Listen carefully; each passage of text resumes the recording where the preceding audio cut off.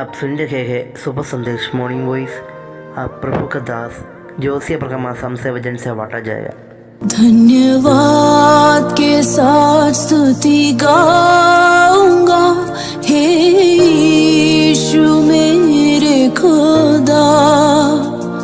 उपकार तेरे हैं बेशुमार, कोटि कोटि स्तुति धन्यवाद। धन्यवाद के साथ स्तुति गाऊंगा, हे यीशु मेरे खुदा। उपकार तेरे हैं बेशुमार, कोटि कोटि स्तुति धन्यवाद। परमेश्वर का नाम की महिमा हो। मुझे सुनने वाला प्रत्येक भाई बहनों को जल्दी आने वाला प्रभु यीशु मसीह का पावन और श्रेष्ठ नाम में हमारा प्यार भरा नमस्कार। आइए आज का मनन के लिए हम लोग पढ़ेंगे इफिसियों का पत्री 6 अध्याय उसका 21 से 24 तक। इफिसियों का पत्री 6 अध्याय उसका 21 से 24 तक। तुकिकुस जो प्रिय भाई और प्रभु में विश्वास योग्य सेवक है, तुम्हें सब बातें बताएगा कि तुम भी मेरे दशा जानो कि मैं कैसा रहता हूँ। उसे मैंने तुम्हारे पास इसलिए भेजा है कि तुम हमारी दशा को जानो और वो तुम्हारे मनों को शांति दे। परमेश्वर पिता और प्रभु यीशु मसीह की ओर से भाइयों को शांति और विश्वास सहित प्रेम मिले। जो हमारे प्रभु यीशु मसीह से सच्चा प्रेम रखते हैं, उन सब पर अनुग्रह होता रहे। हम लोग पिछले कई दिनों से इफिसियों का पत्री से हम लोग मनन कर रहे थे, और ये जो भाग है इफिसियों का पत्री का अंतिम अभिवादन है या कंक्लूशन है। इफिसियों का पत्री हमें मिला हुआ जो आत्मिक आशीषों का एक पत्री है। मसीह में हम कितना धनी है और कितना आशीषित लोग हैं, और ये पत्री हम लोग को देख सकते हैं। और मसीह में हमारा जिम्मेवारियां क्या है वो भी हम लोग इस पत्री में हम लोग पिछले दिनों में हम लोग देख रहे थे। अभी ये पत्री समाप्त करने का पहले प्रेरित पौलुस कुछ बात कंक्लूशन के तौर पर वो लोग को बताते हैं। 21 पद में हम लोग एक भाई को हम लोग देखता है, उसका नाम है तुकिकुस। और ये इफिसियों का पत्री जो है ये तुकिकुस का हाथ में प्रेरित पौलुस देखकर उसको भेजा है। अब ये पत्री तुकिकुस इफिसुस कलीसिया में पहुंच जाने वाला है, और तुकिकुस का जिम्मेवारी है ये पत्री उधर इफिसुस कलीसिया में पहुंच जाना है। उसके बाद में क्या करना है कि पौलुस का अवस्था वो किस प्रकार, हम लोग को मालूम है ये लिखने के समय पौलुस बंदीगृह में है, और उसका अवस्था को विश्वासियों को बताना है। ये विश्वासी लोग पौलुस के प्रति बहुत चिंतित है। वो लोग को मालूम है कि पौलुस अभी बंदीगृह में है, लेकिन उसका अवस्था क्या है कुछ भी वो लोग को मालूम नहीं है। अभी तुकिकुस भाई आकर उनको बताएंगे कि पौलुस का जो अवस्था क्या है। तुकिकुस के बारे में हम लोग इधर पढ़ते हैं। उसके बारे में पौलुस लिखता है, प्रिय भाई और प्रभु में विश्वास योग्य सेवक है। और कोलोसियों का पत्री 4 अध्याय उसका 7 और 8 पद में भी हम लोग उसके बारे में हम लोग पढ़ते हैं। उधर 7 पद में वैसे पढ़ते हैं, प्रिय भाई और विश्वास योग्य सेवक तुकिकुस जो प्रभु में मेरा सहकर्मी है, मेरी सब बातें तुम्हें बता देगा।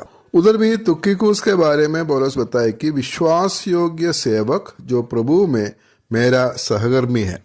इधर हम लोग देख सकते हैं विश्वासी लोग और प्रभु के दास पौलुस, ये लोग का बीच में कैसे प्रेम है और आपस में जो रिश्ते हैं। इफिसुस का जो विश्वासी लोग बहुत चिंतित है पौलुस के विषय में, वो पौलुस को जानते हैं, और इसलिए तुकिकुस को भेजा कि उसका जो असली अवस्था जो है उसको उधर वो बताना है। और 23 पद में हम लोग पढ़ते हैं, परमेश्वर पिता और प्रभु यीशु मसीह की ओर से भाइयों को शांति और विश्वास सहित प्रेम मिले। शांति, विश्वास, प्रेम, ये तीनों जो मसीही जीवन का गुण है, और इसका श्रोता है परमेश्वर पिता और प्रभु यीशु मसीह। मसीही जीवन में हमें शांति, प्रेम और विश्वास चाहिए, तो हम परमेश्वर से ही हम उसको प्राप्त कर सकते हैं।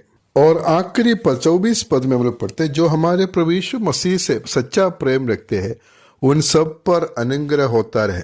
ये जो पत्री पौलुस अनुग्रह से शुरू किया, अभी अनुग्रह से ही वो समाप्त करता है। शुरुआत में जो 1 अध्याय 2 पद में हम लोग पढ़ते हैं, हमारे पिता परमेश्वर और प्रभु यीशु मसीह की ओर से तुम्हें अनुग्रह और शांति मिलती रहे, और उसी अनुग्रह के बारे में बोलकर ये समाप्त होते हैं। और इस पूरा पत्री में हम लोग इस अनुग्रह को हम लोग देख सकते हैं। परमेश्वर से हमें अनुग्रह मिला है और अनुग्रह के वजह से हमें अनुग्रह के द्वारा हमें सब कुछ मिला है। 1 अध्याय 7 पद में हम लोग पढ़ता है हमको उसमें उसके लहू के द्वारा छुटकारा अर्थात अपराधों की क्षमा उसके उस अनुग्रह के धन के अनुसार मिला है।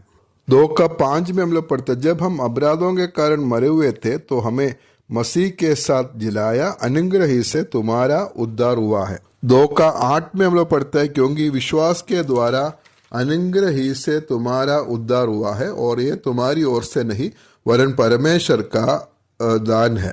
हमें जो मिला हुआ आत्मिक आशीष है, हमें जो मिला हुआ जो उद्धार है, ये सब परमेश्वर की अनुग्रह के द्वारा हमें मिला है। 3 अध्याय 2 पद में हम लोग पढ़ता है यदि तुमने परमेश्वर के उस अनुग्रह के प्रबंध का समाचार सुना हो।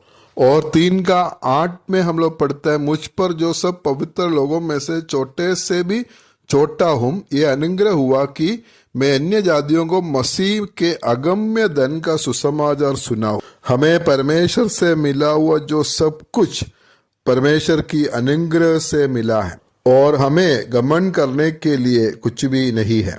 और 4 अध्याय 7 पद में हम लोग पढ़ते हैं पर हम में से हर एक को मसीह के दान के परिमाण के अनुसार अनुग्रह मिला है। हमें मिला हुआ जो आत्मिक वरदान जो है वो भी परमेश्वर की अनुग्रह से मिला है।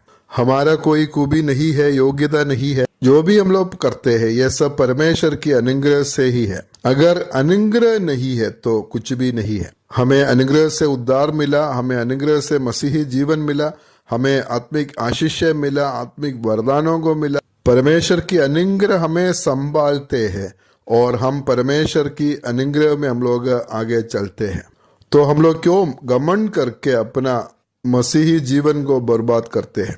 उस अनुग्रह के ऊपर हम लोग पूरा भरोसा रखेंगे और मसीही जीवन में आगे बढ़ेंगे। मैं आशा करता है कि आप लोग सभी को ये इफिसियों का पत्री का जो मनन लाभदायक हुआ। मसीह में हम लोग कितना धनी है, 1 से 3 अध्याय तक हम लोग देख सकते हैं हमें मिला हुआ आत्मिक आशीषों के बारे में। ये सब परमेश्वर के अनुग्रह से हमें मिला है।